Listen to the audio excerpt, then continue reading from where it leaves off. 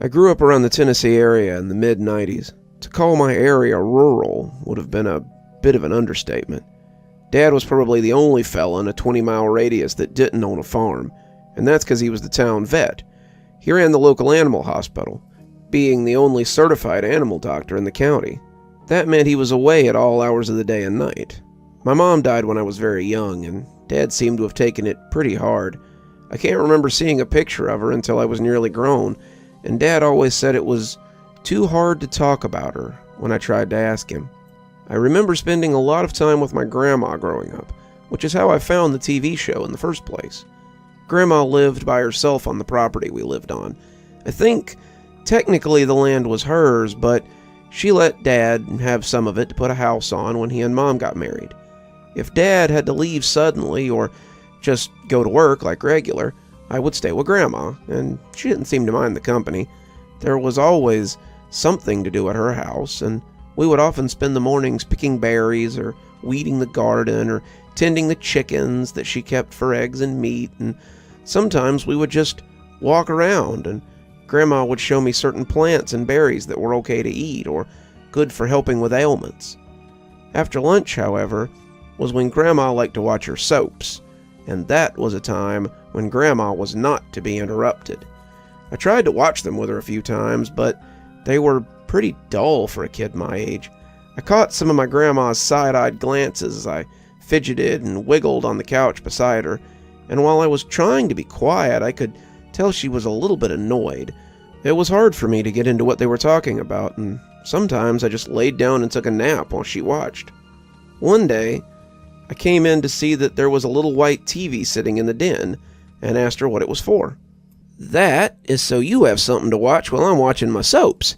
It was your dad's when he was young, and it's only got about 10 channels on it, and you'll have to use the rabbit ears if you want to get all 10, but it'll give you something to do instead of being bored." On that, she had been right. The TV was a little black and white set that if I adjusted the metal rabbit ears on top, I could get all kinds of things. Most of it was boring too, news or farm reports or other soap operas, but if I adjusted the rods, I could get PBS on there too. I've spent many lunchtimes watching Mr. Rogers' Neighborhood or Sesame Street, and the little TV was a nice treat after a morning of helping Grandma with her chores. Sometimes I'd watch it in the afternoons too if Grandma was doing something that was too hard for me or was on the phone with a friend of hers. One afternoon, about a month before school started, I was trying to get the rabbit ears to play Channel 9, which showed cartoons in the afternoon. Grandma was on the phone with one of her friends, gossiping likely, and I'd been told to go play while she talked in the other room. I could have used the TV in the living room, but I'd really come to like the little black and white set in the den. It was fun to turn the wires and get the signal just right. I'd gotten pretty good at it. I was trying to get it right on that day, hoping I hadn't missed too much of Thundercats, when something came through that I'd never seen before.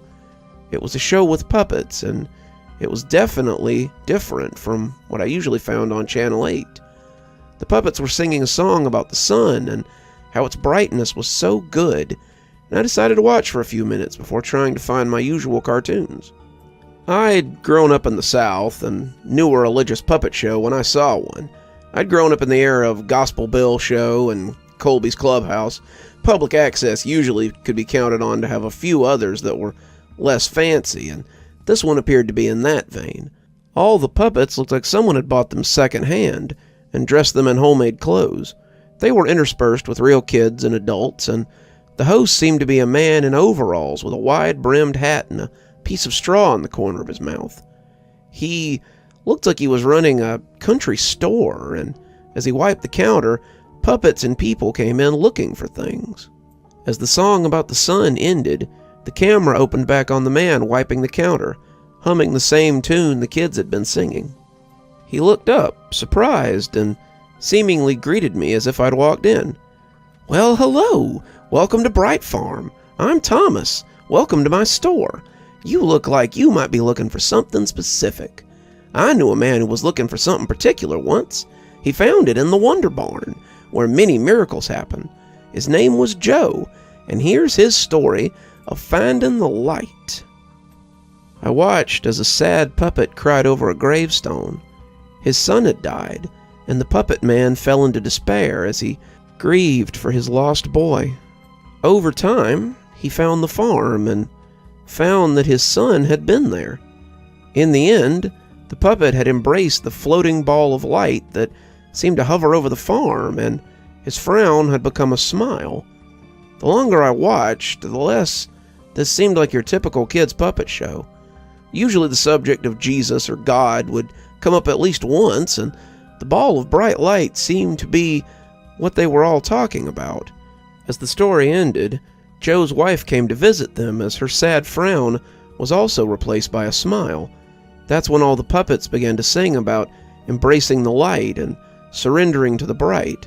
They all threw their hands up as they sang, the bright light showering them in constant aura, and in that light, their smiles looked weird. The thread they had used was red, and it made their faces look pained, like they might be bleeding. Their eyes still appeared sad, and the duality gave them a manic look that I couldn't shake. It wasn't until later that I wondered how I'd seen the thread at all. The TV set was black and white. The thread, the sun, everything should have been monotone.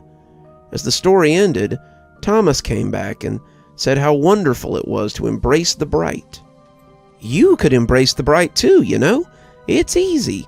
You just have to accept the bright into your home, your community, your world, and it will come to you. Let the bright shine through you so that it might discover your friends and neighbors.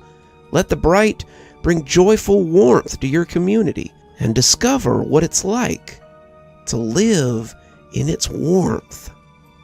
The way he stared at me through the TV set was starting to make me feel uncomfortable, and when I reached out to turn the knob, I could swear his eyes followed my hand. The knob clicked over to 8, and I found the end credits for the Thundercats. I wasn't sure how I had come to somehow be between Channel 7 and Channel 8, but it appeared that I had. I wasn't sure how I felt about the show, a show I just called The Bright Show in my mind, but it wasn't the last time I saw it. I found it again about a week before school started, but it was only a quick burst of static as the puppets reappeared and sang about worshiping the bright. They were raising their felt hands to the sky as a painted background of a placid field set behind them. Their eyes looked crazy, and their smiles seemed to stretch across their faces like jokers from Batman. Words repeated again and again, the tempo increasing. The whole thing just seemed surreal after a while.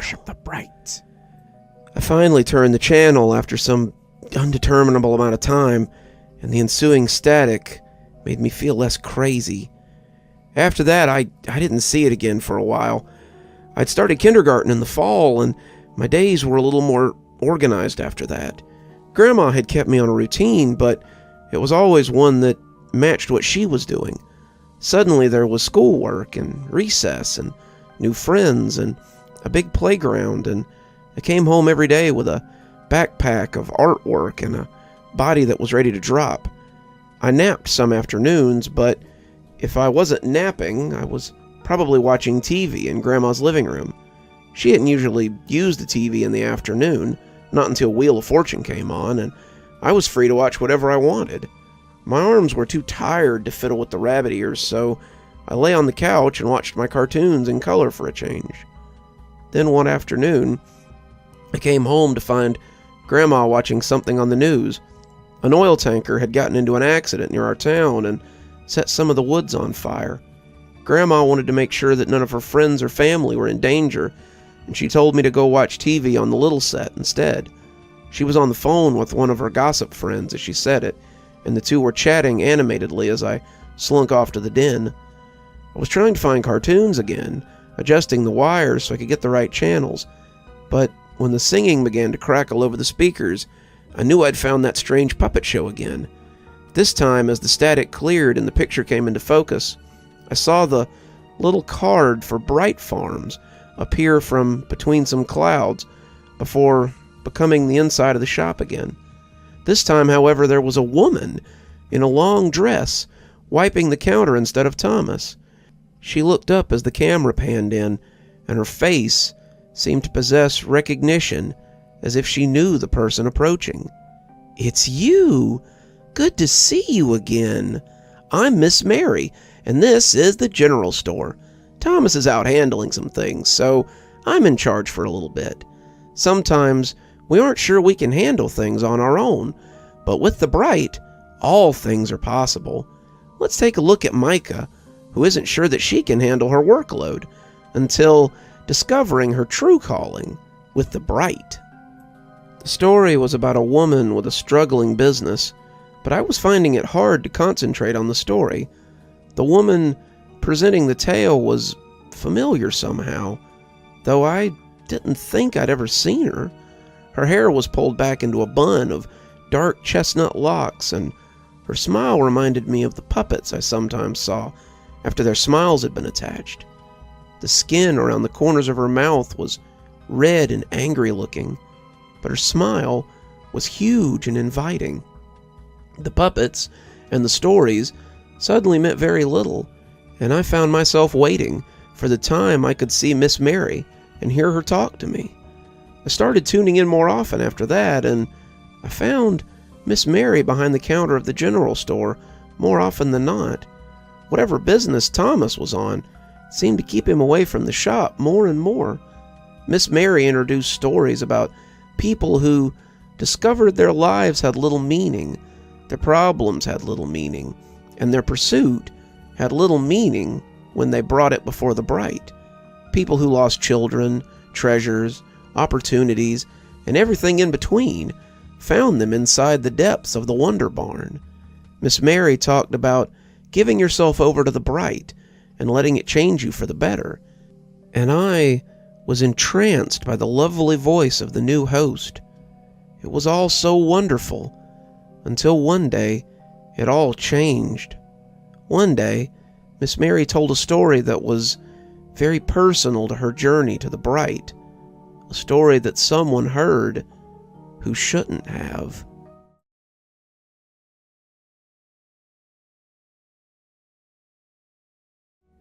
After that, the little TV was a daily part of my life. I'd get home from school and rush to Grandma's so I could find the show on the channels between 7 and 8.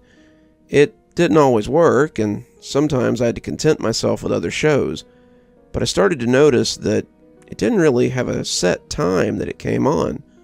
Most times I found it on between 2:30 and 3, but I've also watched it at 4, 7, 8, 9, and even once at 11 o'clock at night. The time didn't seem to be as important as the act of looking for the show, though I never understood that as a kid. No matter when I found it, Miss Mary was there to greet me and tell me how much she'd missed me. Wherever Thomas was, he had apparently decided to stay, because the smiling woman seemed to have taken over the show. There was always a story, plenty of songs, sometimes letters that they read on the show. Children would send letters to Miss Mary and talk about how neat the show was and how they wanted to learn more about the Bright. Miss Mary would always tell them to look for the Bright inside themselves, invited into their homes and communities. And then there would be a song or a dance about following the Bright or believing in the Bright. The more I watched, the more I kind of wanted to know more about the Bright. I knew it was blasphemous, but sometimes I would even pray for the Bright to come into my home so that I would maybe get to meet Miss Mary. It all came to a head one day when I came home, took my snack from Grandma, and went into the den to watch TV. I didn't even have to adjust it anymore. I never changed the channel. I never moved the aerials, and as the set came on, I heard the slightly distorted theme song play as the show began. The title card appeared between two clouds, and then the scene transitioned to the country store. Miss Mary was looking up, watching as the camera zoomed in, and her eyes seemed to be locked onto mine. This had seemed creepy when Thomas had done it, but when Miss Mary did it, it filled me with joy and a longing that I'd never known before that day, the day she had first appeared. "It's you again! I'm so glad you came to visit." Then she surprised me by saying my name. I was speechless. Shows often talk to the audience, even sometimes pretending that they could see you, but Miss Mary had said my actual name. I gaped at her as she continued to smile back at me, and when she laughed, I felt a little better. Don't look so surprised. I know your name. I've always known it. You're very special to me, and the Bright. So special that I've broken the rules to try to reach you. The Bright doesn't usually let us do this, but I think you might be ready to come visit, just like I came to visit the Bright. I leaned in close, my nose almost touching the TV screen, and when she leaned in too, I almost thought she might reach out of the set and scoop me up. Let me tell you all about it in today's story of a woman who found her way into the light. The scene changed, and suddenly there was a puppet that looked a lot like Miss Mary. She was standing in front of a drawing of a house, and I thought that even though it was crudely done, the house looked familiar. The Miss Mary puppet looked sad as she walked around in front of the house, and as another puppet walked on screen, he looked sad too. The puppet was tall, with salt and pepper hair and a beard. The puppet wore round glasses and had a mole on his left cheek. The puppet looked familiar, but I hadn't yet placed him yet. Mary felt unfulfilled. She had a husband and a home and a baby on the way, but Mary felt as if her life had no meaning. The husband puppet put an arm around Mary, hugging her before waving as he left her in front of the house. Her husband was often gone for work, and Mary was left alone with her thoughts. She didn't feel very important, like a housekeeper more than anything, and as she cleaned and cooked, the Bright saw her despair and wanted to help. The Mary puppet looked behind her, and suddenly there was a bright light in the sky. It transitioned to a TV in her home and showed her sitting on the couch and watching a program. The Bright sent Mary a show and told her all about how she could be happy. It told her people were waiting for her, people who would give her purpose, and all she had to do was come to them. The Bright on the little TV that Mary watched was much smaller, but it blinked like a Christmas light as she watched it. She turned the TV off suddenly, though, stroking her belly as she thought about things. She was clearly very confused about what to do, and the longer I watched, the more I started to wonder if this episode was really for me. Mary didn't think she could leave before her baby was born, and she felt sad that she would leave her husband in the state that he was in. He was so sad, and he didn't even know it, just like Mary had been. She tried to tell him about the program. Sure enough, the husband puppet came back, and Mary tried to tell him. The husband puppet listened, but eventually he shook his head and crossed his arms. He turned away from her, walking out of shot as he left. But he wouldn't listen. He was stubborn and felt that what she was saying was wrong. He clung to the God of his father, of his community, and he told her not to be so easily swayed.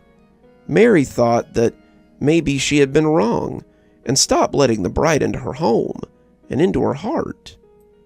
The scene changed, and suddenly the Mary puppet had a baby in her arms. She gave birth to her baby, and for a while, everything was okay. Her husband was around more often, and she didn't feel so alone. She didn't need the TV show or the Bright, and thought that she could make it just fine on her own. Mary didn't know, however, how wrong she was. The husband puppet came into view and hugged Mary while the narrator was telling the story. The two looked happy, and they both looked at the baby lovingly. Mary rocked the baby and gave it a little bottle, but eventually the husband puppet left again with a wave of his hand. But eventually her husband had to return to work, and Mary was left all alone again. The Mary puppet sat on the couch, looking sad as she cared for the baby. She felt alone and overwhelmed by the new baby, and as the sadness began to creep in again, she rediscovered her old show. She watched it all the time, at least when her husband wasn't around. She started praying to the bright and asking it to come into her home, her neighborhood, her heart.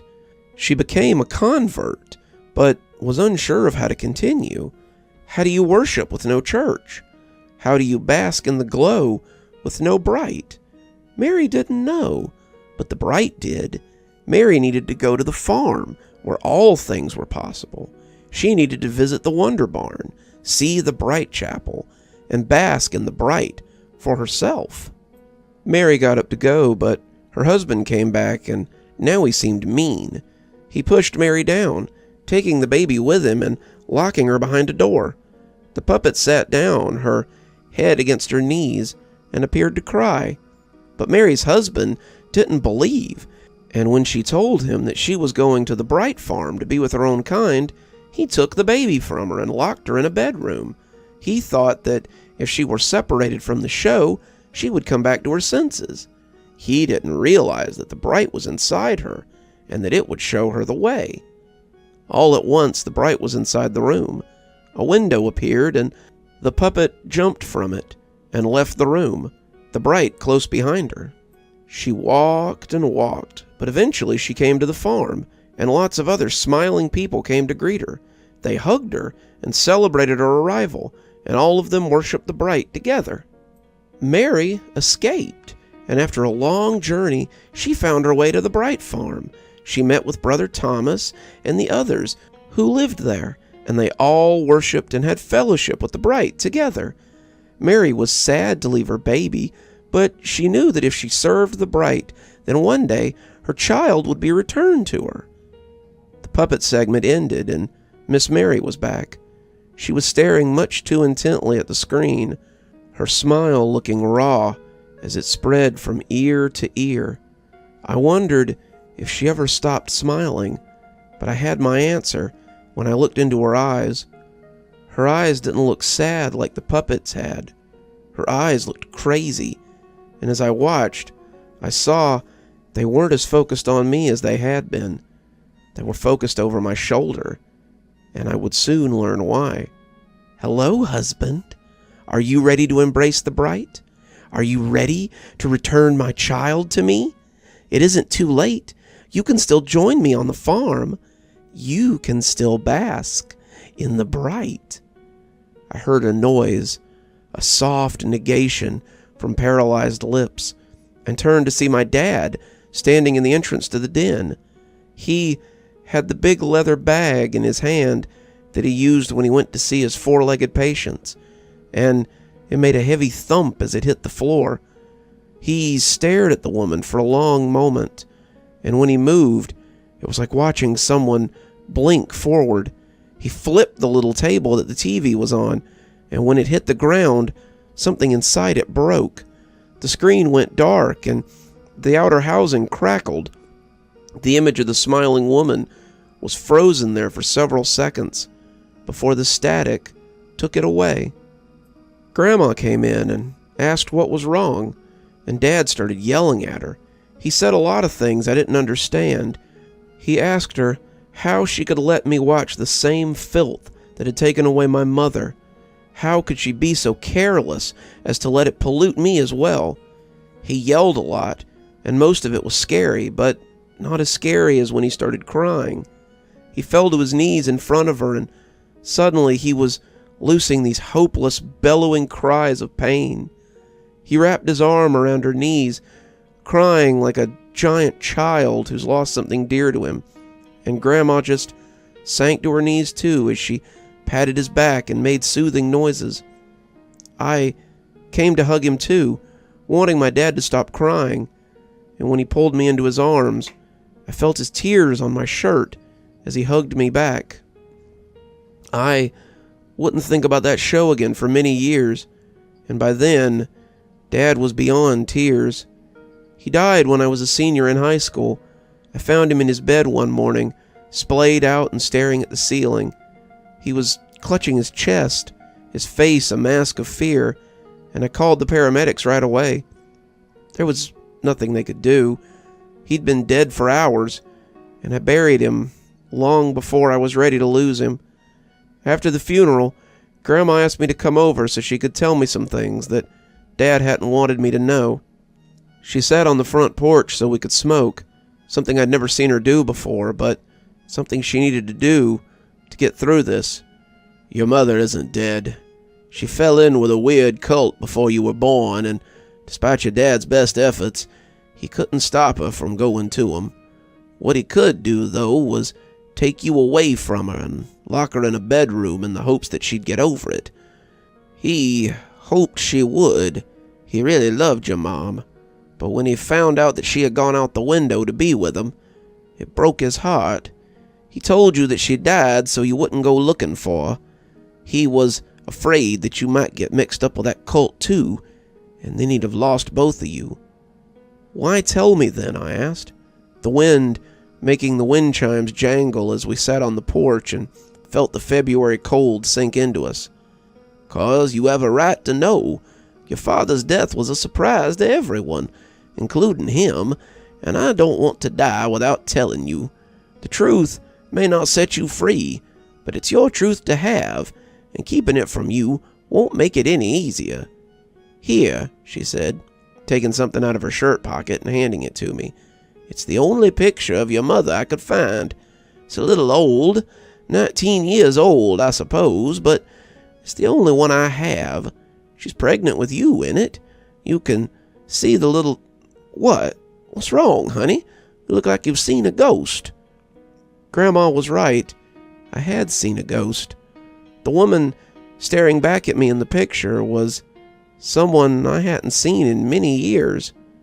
The woman staring back at me was standing with a man who, despite his young age, had salt and pepper hair, a short beard, and a mole on his left cheek. The glasses he wore were the same kind he was buried in, and he looked happier than I'd ever seen him. They were standing in front of a much newer house, but it was a house I'd seen in the background of that long-ago story. It was Miss Mary in the picture, standing with my dad in front of their house.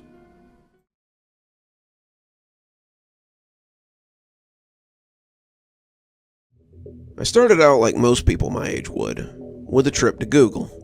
I didn't expect to find a box set for Bright Church or anything, but I'd hoped that maybe a couple episodes existed on YouTube or something. I knew from experience that certain fandoms always seem to spring up from next to nothing, and I was hoping that the Bright Farm show might be one of those too. I also knew that shows from the 80s and 90s always had spotty records, so whatever I was likely to find would be something recorded off of VHS or maybe camera footage. An hour later, however, I was coming up with nothing. YouTube had nothing for me. A Google search brought me a dairy farm in the Midwest, but it didn't look anything like the show. I found no clips, no sound bites, nothing to show that it had ever existed. So I went to the last place I could think to try. I went to Reddit. I posted in their Lost Media, Find a Show, and Foggy Memories subs, along with others, and sat back to wait for a reply. Hey, I remember seeing a show when I was young called Bright Farms.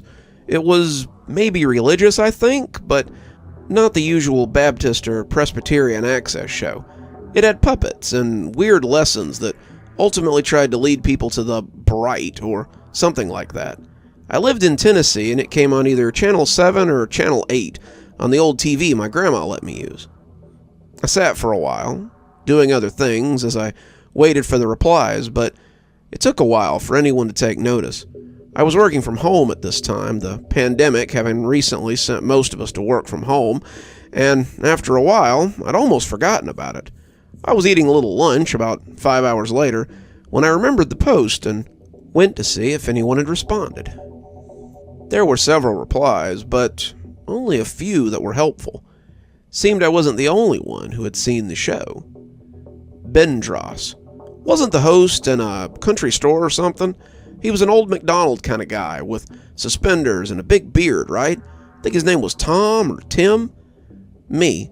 Yeah, it was Thomas, but the one I remember was Miss Mary. Pigella Snork responded, "It didn't come on channel 7 or 8. It came on the channel between 7 and 8. Like, you had to toggle the switch just right, and that was the only way you could find it. Normal Redditor 3357 put in, "Man, I haven't thought of that show in years. As I type this up, I'm humming that song they sang all the time, the one about worshiping the bright. Such a banger. Wish I could find it, but it doesn't seem to be anywhere." Bendros to Pigglesnork, "Yeah, you're right. I remember my brother and I holding the knob sometimes on the old Philco we had, so, it didn't snap over to 8. I can't remember it real well. I assumed we made it up, but I'll ask my brother about it when he comes home for lunch." I scrolled past a couple of useless responses until I found another one that I liked. Someone named Creaky Crafty Crabbling had responded, "Miss Mary was the host when I used to watch it. She always kind of scared me. She was so weird, like she was looking for someone. I don't know how, but she always seemed disappointed to see me. After a while, she seemed to get mad, like she wanted someone else to watch and didn't like seeing me." Me to Creaky Crafty Crabbling, "She always seemed happy to see me, but I agree that it was a little weird. It almost seemed like it wasn't recorded at all. It almost felt live. When did you watch the show?" Creaky Crafty Crabbling responded, "In 91, after school." Me, "That's when I used to watch it, up until my dad made me stop." Bendros came back, responding to something I'd said. "Me too. My brother and I watched it after school in 91 and 92. I think we might have watched it a few times after that, but we stopped watching it for some reason. I can't remember why. Maybe we just outgrew it." Pigglesnork came back then. "I watched it in 92, but I kind of outgrew puppets after that. I think it still comes on, but it's like hard to find TVs with dials anymore, and it doesn't seem to work on new TVs." Me, "Does anyone know if there are VHS tapes of it? Is there maybe a particular place where it was recorded? My dad thought it was run by a cult and that my mom might have been part of it. My grandmother showed me a picture after my dad died, and I think the host, Miss Mary, might have been my mother." I kind of regretted posting that when the responses dried up after the constant back and forth for the last 30 minutes. Had I crossed a line? Had my little bombshell been too much? I got back to work, checking back often, and when a message finally popped up, I realized my error. Pigglesnork to me, "Are you playing with us? Because if you're trying to pull some ARG make-believe creepypasta bullcrap, then we're not buying it. Clearly you've seen the show, and that's the only reason I'm responding at all, but if this is a game to you, then don't bother responding. If you're being legitimate, then maybe post the picture you're talking about, so we can judge for ourselves." Luckily for me, Grandma had let me keep the picture, and I was able to snap a pic and send it to the 4 users that had been talking to me. The response came back pretty quickly, and it seemed that Pigglesnork believed me. "Okay, I believe you. It's a little weird to think about any of this being real, but I guess stranger things have happened. I don't have a clue where Bright Farm is, but I can maybe do a little digging and see what I can find." Crafty Creaky Crabbling came back about that time. "I don't know where it is either, but I do know where you might get tapes if you're interested." Me, "Yes, please, if you know anything, anywhere I might could get tapes, just let me know." Bendros came back then. "Creaky, I know you're not suggesting that she goes to Video Time Capsule." Creaky Crafty Crabbling to Bendros, "I was, actually. You know it's the best chance of her finding anything." Pigglesnork, "OMG, that place is sketchy AF. If you go, please take someone with you. The guy there is really creepy." Bendros came back then. "I don't recommend going at all. That place is very sketchy, and some of the things he offers are a little too good to be true." Bendros and Pigglesnork tried to talk me out of it, but eventually I just messaged Creaky to get the address. He sent me an address in South Carolina, and a warning. His prices are high, and he only takes cash.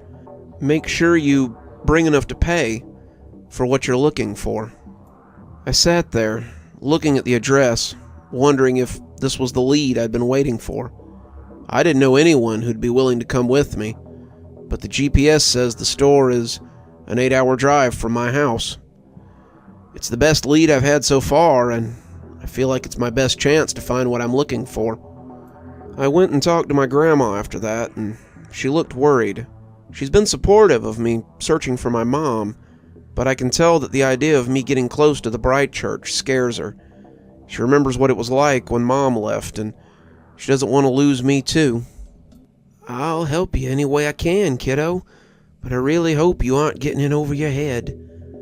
I had the picture out again, staring at the smiling woman in the old photo and wondering if she would still be anything like this. She looked so different in this picture than Miss Mary did. That wasn't entirely true. Most of the changes were something I could attribute to the cult. But would she still want to see me? Would she want anything to do with me, besides just trying to get me to join her cult? In my mind, I thought maybe I could save her, bring her back to reality, and we could be a family again. I'd lost Dad, but if Mom was still out there, I wanted to know that she was okay. I need to know, Grandma. I need to know if she's still alive. I've no desire to join the Bright Church, but I do want to see her. Grandma nodded. I thought you might say that. She went to her room and brought back an envelope. Under her arm, she also had the old TV I had watched as a kid, though she seemed less sure that that would help me. She set both on the table, but it was the envelope that she slid towards me first. Your dad left you some money when he died. He left you more than that, but if you're gonna go chasing ghosts or cults, this might help. The house is yours too, and his truck. Pretty much left everything to you, she said with a little chuckle. I opened the envelope and found more than I had expected. Dad had been a man of means, but I hadn't expected anything like this. This would definitely get me where I needed to go, and the truck would get me there quicker than my dodgy old Corolla would. I thanked Grandma for giving it to me, but she just waved her hand dismissively. It belongs to you. I was just holding it for a rainy day. Please do me a favor, though, if you're serious about this. I told her I would, and she reached over to take my hands as she leaned in to look me in the eye. Come back safe. I've already had to bury your father. I'm too old to bury my only grandchild, too. Come back safe to me. Bring your mother if you can. If you can't, then I'll gladly take you safe and sound, and count myself very lucky. I'm about to hit the road now, an overnight bag in the back seat and the old TV on the front seat beside me. I'm not sure why I brought it, but it seemed right that I should. Dad's truck still smells like him, and it makes me nostalgic as I sit here, writing this and breathing in the aromas of old tobacco, lye soap, ancient fast food, and spearmint. It makes me a little sad when I realize that these smells will be gone someday, and I'll be left with just a memory of my stoic old dad. I'll let you know when I get to this place, and I'll keep you posted on my progress. Wish me luck.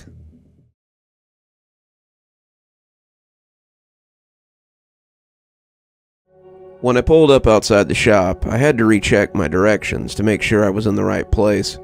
The address had taken me to a strip mall in the middle of nowhere. It was off the highway and about 15 miles from the closest town in either direction. I didn't know who was shopping out here to keep the place open, but they must have been spending a lot of money here because Video Time Capsule was the largest of the other 3 stores. There was a Dollar General on the end because there's always a Dollar General in these things, a Little Caesars that smelled pretty damn good after driving 8 hours, and a grubby little computer repair shop that was hardly a footnote. There was a 4th spot for a new store. The windows looking like a cell phone place or a tobacco shop had been there recently, but the big event was the relic that I had pulled up in front of. The video time capsule had no logo, no signage other than the one on the front of the store, and clearly did its business by word of mouth. The windows were covered in a thick film of paper, the yellow kind that usually sat inside drawers, and dust old enough to vote seemed to keep it in place. I could see the open sign through the thick scum of dirt on the front of the windows, and I had to ask myself if I really wanted to go in there. Most movie stores had posters on the windows or advertisements for new releases. This place had nothing to let you know what it sold, other than the name. Pigglesnork had been correct. This place was definitely sketchy AF. The sun was just beginning to set, and the whole strip mall was cast in that nostalgic yellow film of days gone by. The light that let you know it was almost time for bed, that dinner would be served soon, and you better get some sleep because school would come again tomorrow. How many times had I sat in my backyard and watched the sunset, thinking just those things? The time before dark always made me nostalgic, always reminded me of my childhood, and I guess it always would. That was why I was here, after all, because of my childhood. If this place could help me find my mom, then I would try it. The show was all I had to go by, after all, and if the owner had VHS tapes or whatever that I could watch, then I'd thank him for the opportunity and pay the price. If it meant that I could find my mom and see my last living parent again, then I'd pay whatever price was asked. I would come to regret that thought later, because the price turned out to be steeper than I could have known. The bell rang overhead, and the smell of old cigarettes and time hit me as I walked inside. The place looked ancient. It appeared to have existed since the arrival of the VHS tape itself. The floor had once been white and black checkered tiles, but was now faded and sooty and covered in a layer of grime. The shelves were harsh-looking metal constructs that held all manner of antiquities. VHS players were arrayed on those shelves, sharing space with Betamax and DVDs as well. They were all in alphabetical order, to my surprise, and I saw the chunky orange cases of Nickelodeon tapes and the soft blues of lesser-known studios. There were tapes with factory labels, tapes with handwritten labels, and tapes with no labels at all. There were old players on the shelves that were nearly lost behind the dust that had settled on them, and the long glass counters were no exception. Inside were cloudy tapes on glass risers, but the dust was so thick that I couldn't begin to tell you what they were.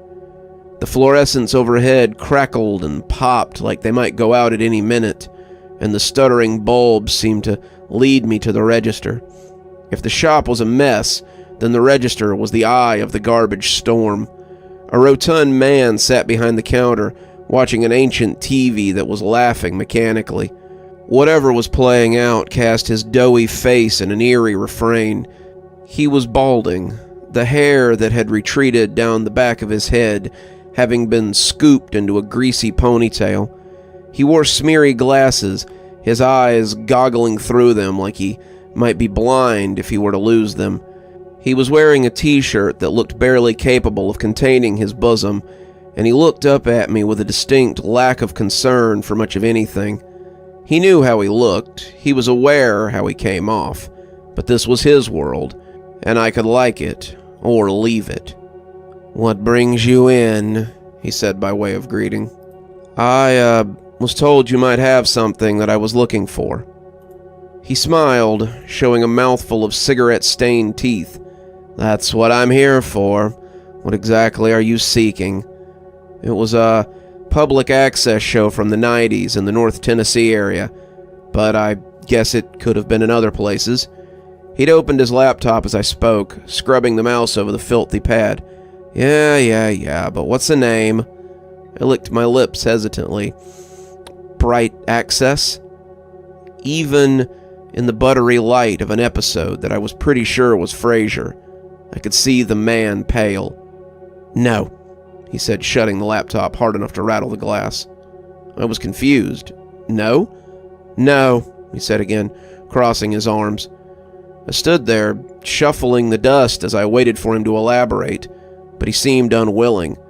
No, you don't have it, or no, you won't let me see it? No, no one sees it. I keep it because I must, but I won't let it be seen. It's cult recruitment, and... He licked his lips and seemed to hunt for the words. It's not right. It's cursed or haunted or something. I don't know what it is, but I'm not going to let you watch it. I searched for an argument, any argument I could, but mostly I just tried not to cry. He had the thing I needed, and he wouldn't even let me see it. How else was I going to find my mom? How else was I going to get some answers? I wiped away tears as I finally decided on the truth and spilled my guts to this greasy stranger. Sir, you don't know me, but I'm trying to find the farm on that show. My mother disappeared when I was young, and my father believed that she had gone to that cult. He believed she was the host of the show for a while, but he cut me off. Are you trying to tell me your mother is Miss Mary? He asked. He didn't sound skeptical. He sounded afraid. My dad seemed to think so. He forbid me from watching the show again and even broke the TV I was watching it on. That hadn't occurred to me when Grandma had handed it to me, but I clearly remembered it now. Dad had flipped the table and cracked the TV housing, breaking it in the process. When Grandma handed it to me, though, it had been as good as new. How had that happened? Had she given me a different TV? Had it maybe not been as damaged as I'd thought it was? I'd have to ponder that later, though, because the guy was eyeing me suspiciously across the counter. How do I know you aren't part of the cult here to take my tapes? I wanted to ask what that mattered, but something else occurred to me instead. Have they tried before? He pursed his lips, clearly not sure whether to believe me or not, but he must have decided that a little bit of trust was in order. Here, he said, handing me a key from a big ring he'd taken out of the counter. Lock the front door, turn the sign to closed, and come to the back. If you're serious about seeing the tapes, then I guess we'll let you see them. I know what most of you are going to say. This sounds like a great way to get human trafficked, murdered, or become an unwilling organ donor. But if you'd seen the look on his face, you'd have understood why I did what I did. I've been living with men leering at me and acting creepy since I got breasts at 13.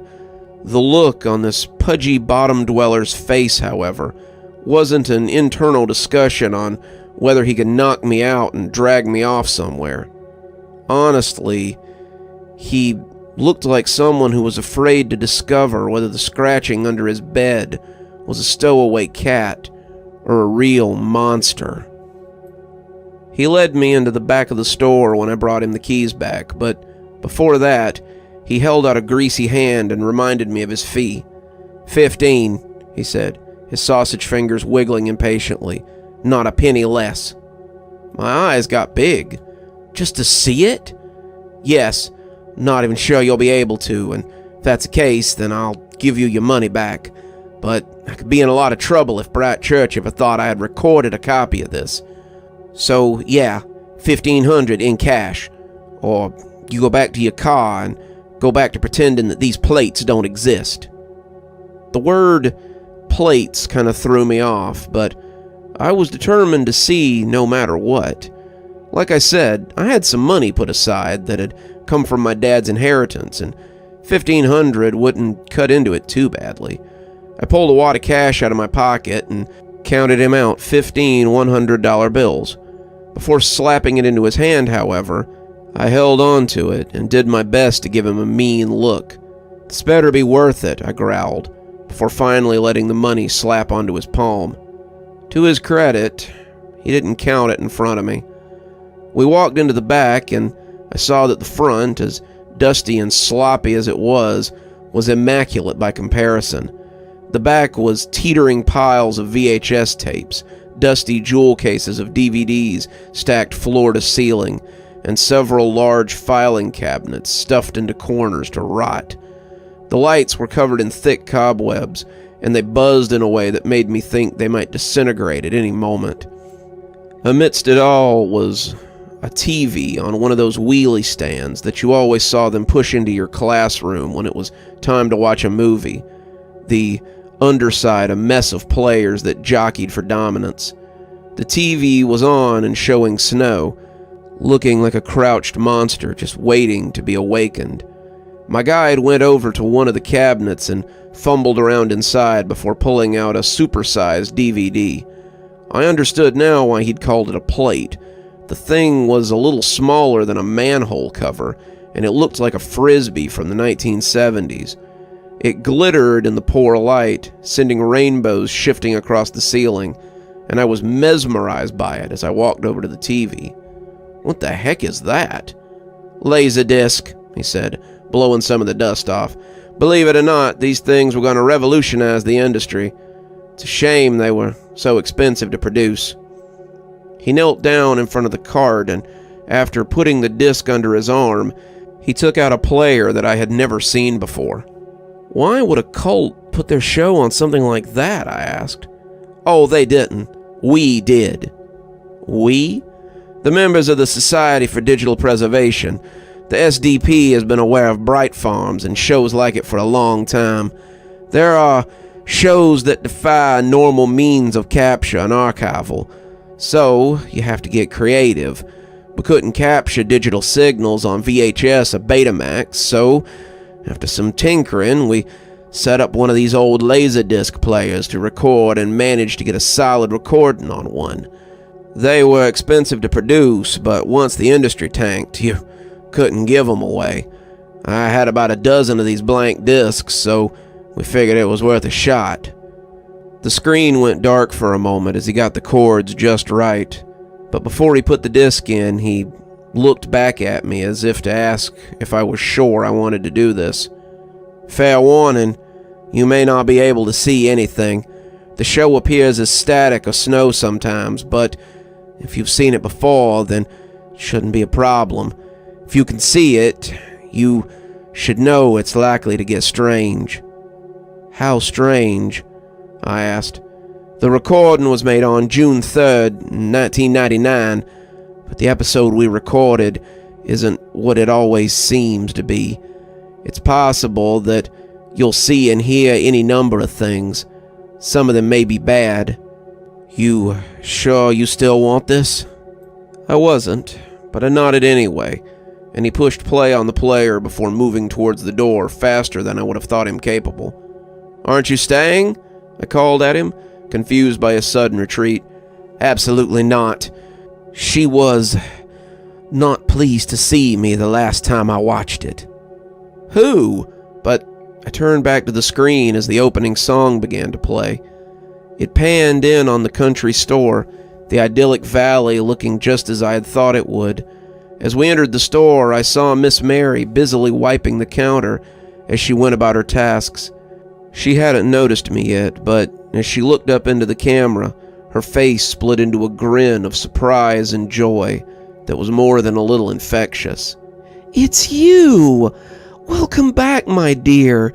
I'd wondered if I'd ever see you again." She leaned on the counter, her eyes fixated on me as the two of us stared at each other. "Where's your father? I'd hoped he'd come to see me." "Dad's dead," I've said, feeling a little silly to be talking to a TV set. Miss Mary looked a little sad, but not terribly surprised. "I suppose his heart couldn't keep up with him forever. It's a shame, though. I was hoping he'd come to his senses." This was all getting a little weird, and I decided to ask my questions before I lost my nerve. "Where are you, Mom? I'd like to know you, if that's even possible anymore." She smiled at me, her teeth huge and white in her mouth. "And have you accepted the Bright into your heart?" I shook my head slowly, not even sure what that meant anymore. "I don't know, Mom. I don't even know what that means." She shrugged, Only those who have accepted the Bright can truly find this place. Them and those who are called by the Bright. Do you have something you desire, my dear? Something that the Bright can return to you?" I leaned forward, my face close enough that she could have snatched me through the TV, if that was something she cared to do. There was something I wanted desperately, but I wasn't sure if the Bright would give it to me. "I just want you. You're my only parent now that Dad's gone, and just wanted to get to know you better. Don't you want me? Don't you want to know your daughter?" Miss Mary looked a little unsure for half a heartbeat, and seeing it made me feel a little more hopeful. She wasn't completely gone then. There was still some of my mother in there. If she still wanted something besides the rapture of the Bright, then maybe I could convince her to come back with me. She could move back into the house that she had once shared with Dad, and we could be a family again. I was still optimistic, in that way that only children who've never known their parents can be. "I'll need to think about it, discuss it with the elders. We'll be in touch," she said, turning away as the screen once again was overtaken by static. I watched the static for a long time, tears running down my face and making my shirt wet. When I finally switched it off, I saw the greasy little troll standing in the doorway to the back room. He looked embarrassed to be there. "Did you get what you were after?" he asked as I came out, wiping my eyes with the back of my hand. "I don't know. Maybe. I saw my mom. I guess that's all I really wanted in the end." He tried to give me my money back, but I wouldn't take it. I'd bought the ticket to the show, and I'd gotten what I'd paid for. I'm in the parking lot of this tiny roadside motel now, preparing to go in and stay for the night. We'll see what sort of answers I can find here, and I'll keep you all updated when I know more.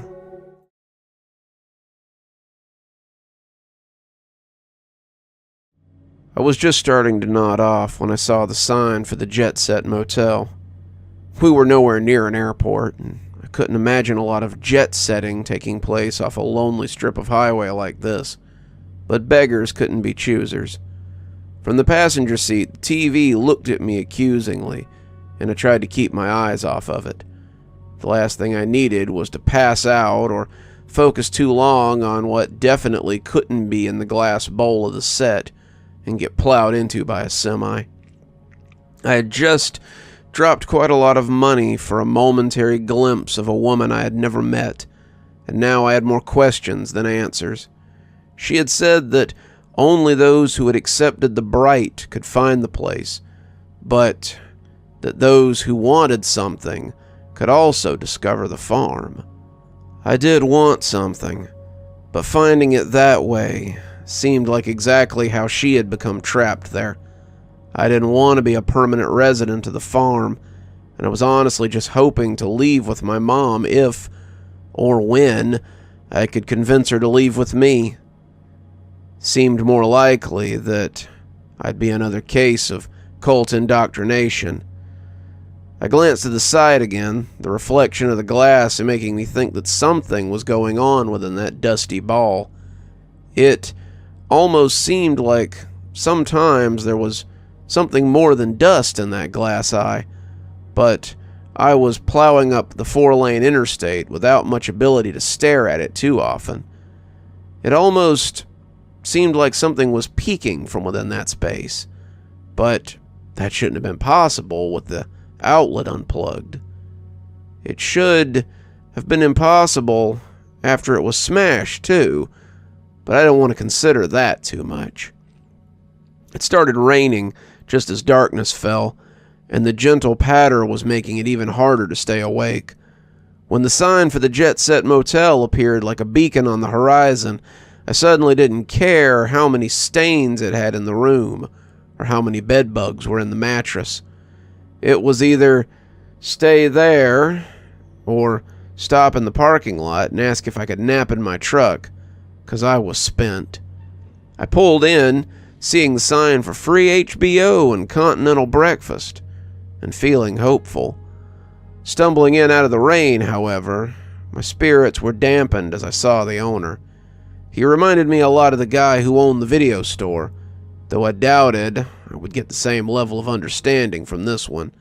He was bald, his neck looking like it was slowly overtaking his ears, and his pudgy little eyes looked at me with real interest. I made a mental note to put the chain on the door, if there was one, and put a chair under it if there wasn't. "Good evening. How can I help you?"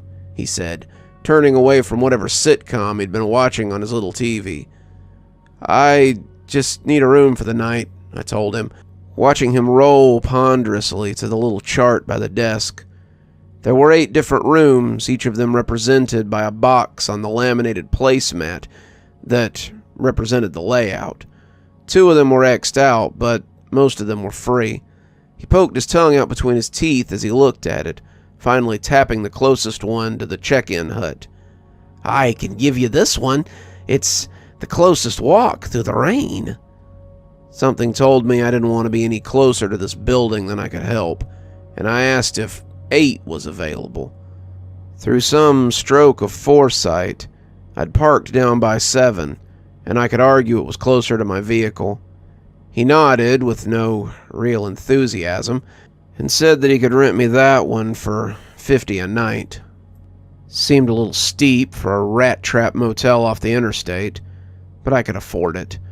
I paid him cash, declined a wake-up call so I wouldn't miss the continental breakfast, and went back out to get my duffel bag, moved into room 8. I stood in the steadily increasing rain for a few seconds and looked at the little TV before deciding to grab it as well. I couldn't have told you why I brought it, but in the end, I suppose it was for the better. The room was surprisingly nice for a side-of-the-road pit stop. There were 2 beds, a bathroom with a tub, shower, a vanity with a coffee maker, a couple of chairs around a small table, and a little chest of drawers with a much larger TV on it. I set my duffel bag into the chest of drawers, which was pretty deep, and set my little black and white set next to its larger cousin. I was glad to see that the door had a flipper lock, but I still pushed one of the chairs under the knob, just to be sure. After I was satisfied that the room was as secure as I could make it, I went and took the longest, hottest shower I had taken in quite some time. I put on my sleep shorts and oversized t-shirt and lay on the bed as my wet hair made a little spot on the comforter. The ceiling was unremarkable popcorn, but as I looked for patterns amidst the random dots, I felt the tears I'd been holding in begin to seep out. I'd seen her. I'd seen my mom, and she had as good as brushed me off. She could have told me how to find her. She could have told me where to go, but she had needed to discuss it with the elders. Why would she need to discuss it with anybody? Why couldn't she just tell me? I'd waited for years and years to see her, but it seemed it had been a one-sided want. As I curled into a ball, I heard the thunder rumble outside, and suddenly I felt very tired. I was tired of searching, I was tired of hoping, and mostly I was just tired in general. I must have fallen asleep as I lay there, because when I woke up in the night, the lights were off, and I was lying in the dark. The thunder was roaring outside, and the lightning cut the sky as it lit the curtains I had pulled earlier. I was afraid for a moment that I would see strange eyes glowing in the corner, my admirer from the front desk having come to pay me a visit. But the only glow was from the curtain when the lightning flashed outside. I lay back down on my side, preparing to fall back asleep, when a sudden glow from the TV cast my face in a fine snow. I looked up from my funk, seeing not the big TV coming slowly to life, but the small black and white set that I had brought with me. I hadn't plugged it in, simply set it down on the chest of drawers next to the other one. But as the snow and static filled the room, I couldn't pretend that it was some optical illusion, or trick of the light. The salt and pepper static put the room in an eerie, dancing phantasm, and as the snow began to form a picture, I already knew where I would be transported to. The intro music replaced the harsh static sound, and as the picture came into view, I saw the traveling animation for the familiar farming community. The wooden buildings, the dirt path, the quaint general store that swam into view, all made me feel very nostalgic. It was like coming home, but not a home you want to return to. It reminded me a lot of standing on the porch of the house that Dad and I had shared. It was familiar, it was comfortable, but it wasn't home. It was like standing outside a family crypt and wanting and not wanting to go inside and find your place. As the inside of that general store came into view, however, I saw it was not the grinning face of Miss Mary. It was the harried, but still familiar face of Brother Thomas. "We don't have a lot of time," he whispered, the music cutting out a little more suddenly than expected. "She'll be back any minute. Miss Mary is meeting with the elders to see if she can tell you how to find us. Most of them are of the opinion that she's becoming too attached to you and is looking for a way to bring you here so she can have the Bright and her family too. I think, however, that it might be good for her to see her baby girl again." I wasn't aware that I was doing it, but I was moving in a half crawl towards the edge of the bed. I was trying to get as close to the little TV as I dared, and apparently I dared much. I was leaning out over the gap formed by the chest of drawers in the bed, a gulf that my body seemed to be trying to bridge. If I leaned out any further, I would likely tumble onto the short carpet, but at that moment it was the farthest thing from my mind. "Look," he said, glancing around, "I could get in a lot of trouble for this, but I want to help you. Do you want that?" I started nodding as I leaned in closer, but I realized he might not be able to see me. "Yes," I half whispered, the screen about 5 feet from my face. He glanced around, checking to make sure the coast was still clear. "I can't tell you where to go, so don't ask. What I can tell you, however, is that you need to come to Tylerville.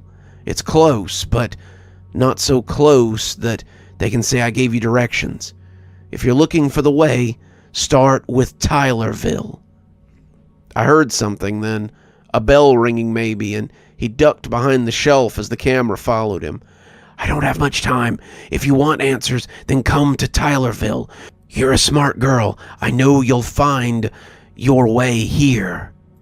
I heard footsteps then, the click of shoes coming closer, and he put a hand over his mouth. "Good luck," he whispered, and as someone asked what he was doing, the scene went black and the credits rolled. Just then, the biggest peal of lightning I had ever heard cracked the sky, and the TV went off with a loud snap. The lights flickered a few minutes later, and I was left looking into the dim glass eye as if it might hold more answers. It offered none, but I had somewhere to start. I googled Tylerville. It's a town in North Carolina, a town on the edge of a rather large farming community. I've never been there, never even heard of it, but I guess that's my next stop. I suppose I passed out again at some point because the next thing I knew, someone was pounding on the door and telling me that checkout was about an hour and a half ago, and unless I want to pay for another day, I needed to leave. I opened the door and told the fat man from the day before that I'd get my things and be gone in a few minutes. 10 minutes later, I was dressed and pulling out of the parking lot, the little TV in my passenger seat. Grandma picked up on the third ring, sounding out of breath as if she had run from the backyard. "I was getting worried about you. Did you find what you were looking for out there?" I told her I had, and then I explained what was going on. I told her where I was going and why I was going there, and she listened patiently enough. I loved my grandmother for that, It would have been very easy for her to tell me what to do, give me an earful about being reckless and foolish, but all she did was listen and then tell me to be careful. Sounds like quite an adventure. I won't tell you not to go, but I will tell you to be careful. Your father wouldn't want you to do anything that might get you hurt, but I know this is something you feel like you have to do. Don't do anything that's going to put you in danger. And call me if you need anything." I thanked her, and as she hung up, I saw the sign for Parker Trace and pulled into the exit. I need to get my bearings, and I need to get some breakfast. Sitting in the booth at Waffle House, I wrote this as I waited for my Grand Slam to get here. It was busy, so it took a while, and that gave me a while to get it all down. I don't know if this is the right choice. I don't even know if there is a right choice, but I know that Tylerville is my next destination, and I'm going there with no regrets. I'll check in when I have something else to report. Be safe out there, everyone.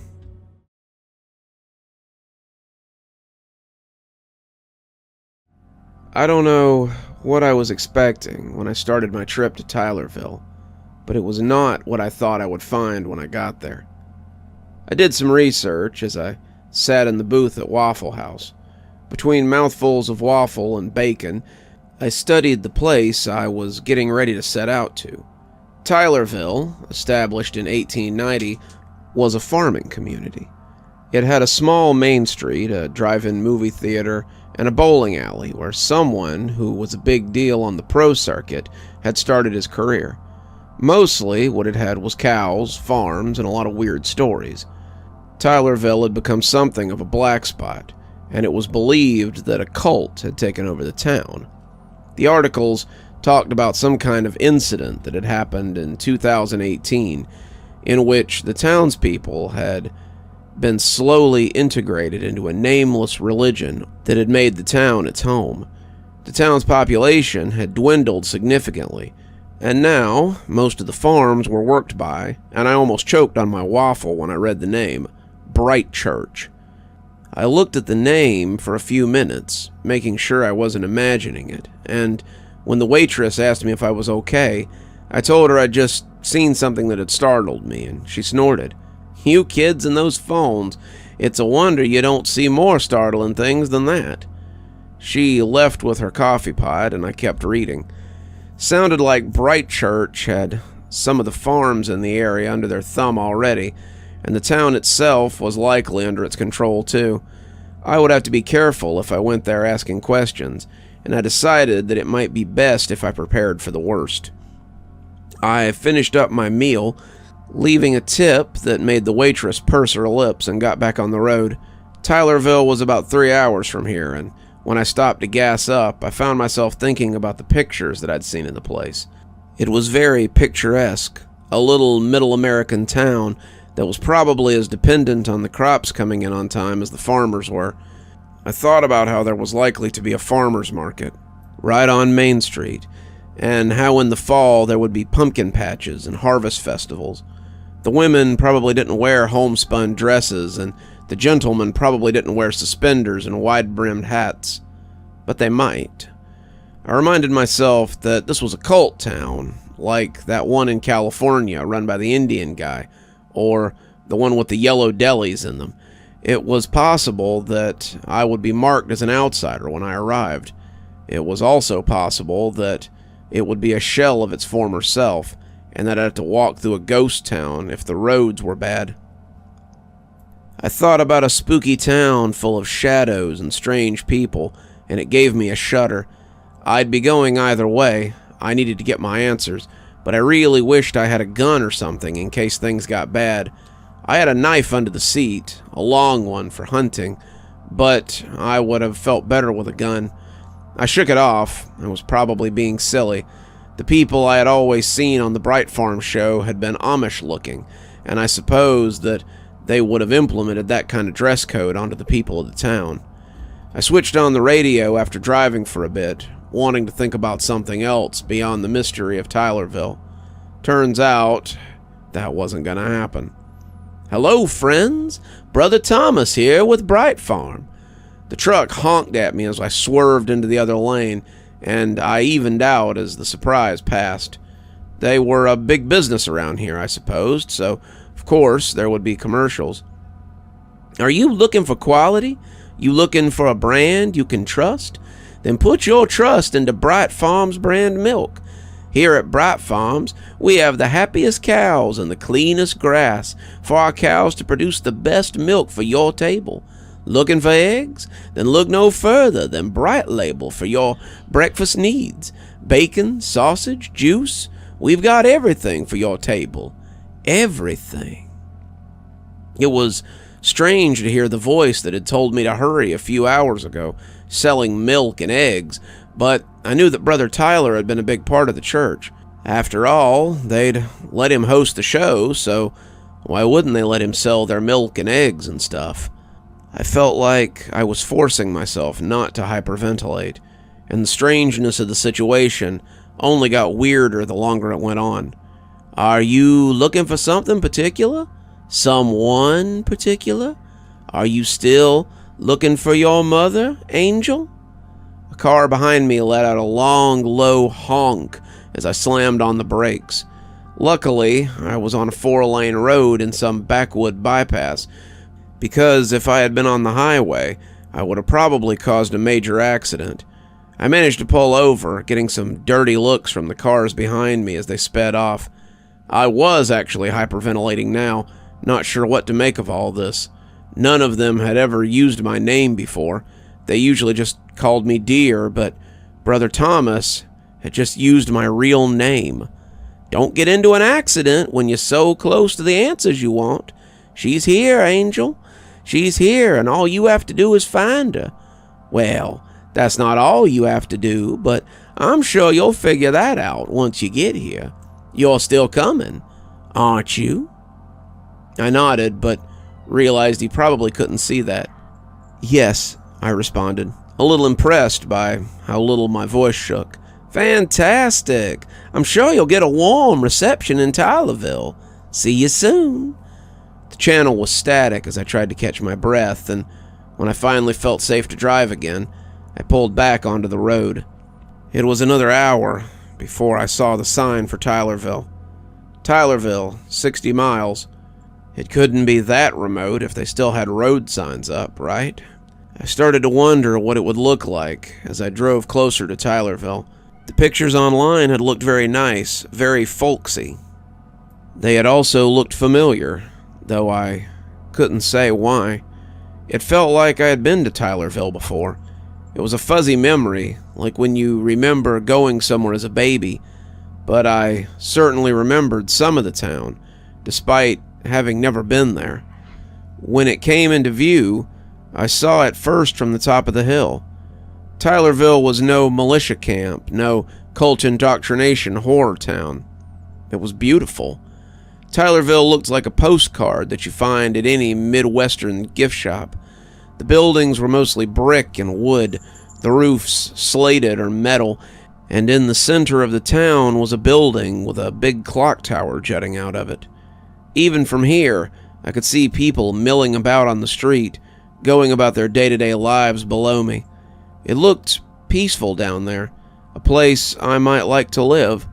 I had to remind myself that this was the place the Bright Church had taken, and that it might not be altogether safe for me, or for the people milling about down there. I put the truck in drive and went down to see if the natives were friendly. As I drove into the town, it continued to seem normal enough as I rolled down the street. Most of the women were indeed wearing dresses, but the men I saw favored button-down shirts and slacks rather than suspenders. They were walking up the sidewalk, stopping to talk to each other, but I didn't experience a lot of other traffic. It didn't take long before I realized I was the only car on the road, and the closer I got to the town center, the more people began to take notice of me. Most of them waved, some just stared, but I began to feel like a spectacle. They were smiling as they waved, their grins reminding me of the one that Miss Mary had always worn, and they waved at me with slow and deliberate swings of their elbow. As I came to Main Street, the shops watched over by the clock tower in the center I saw that it was like some open-air farmer's market. There were stalls everywhere, people selling quilts and preserves, fruits and vegetables, even a few of them selling chickens or lambs in cages.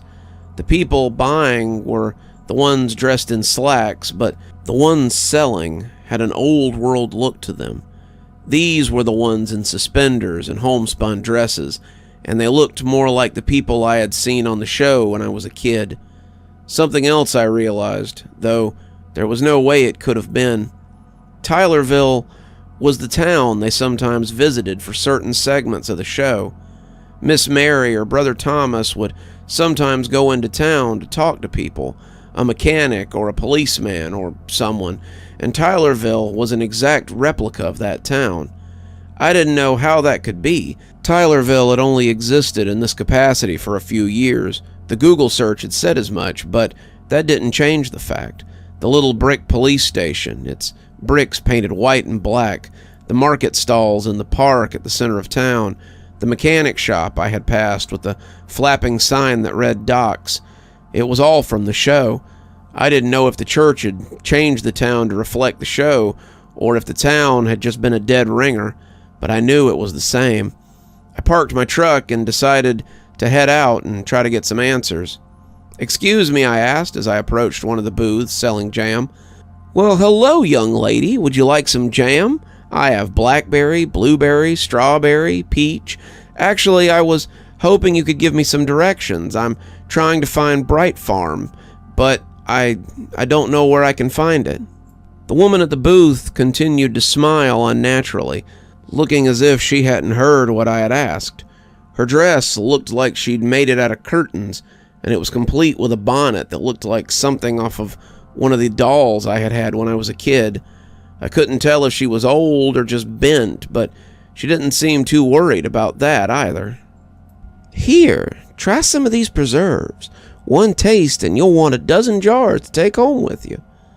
"No, thank you, ma'am. I need directions to the farm." A few minutes later, I walked away in exasperation, the woman wishing me a good day.